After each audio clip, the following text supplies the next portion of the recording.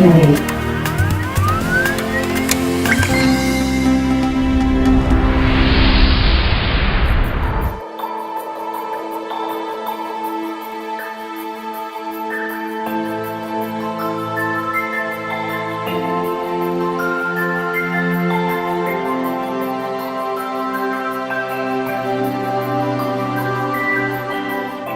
Well, the definition of biodiversity is the total diversity of organisms and their interrelations. It's about the genetic diversity, species diversity, and the diversity of ecosystems.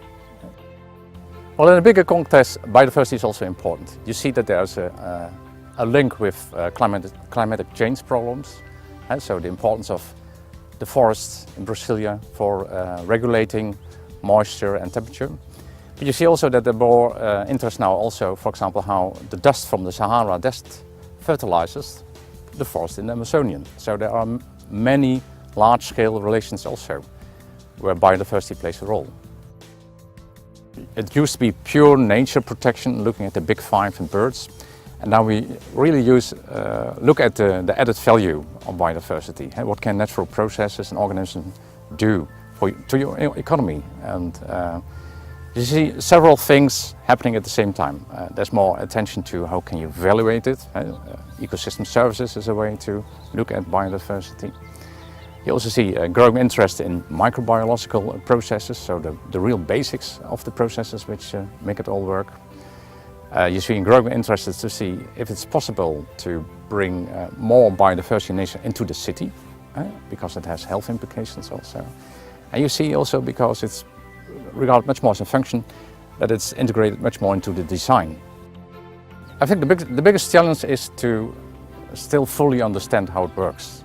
What is the importance of biodiversity, all these natural processes, for the way we use the environment, our dependencies, how we can identify opportunities. We do that already in our marine engineering projects, but there are also opportunities for all kinds of business, like chemical industry, food industry. I think they can profit a lot from a better understanding. So it's awareness, better understanding, and then really integrating it in your business model or in your design.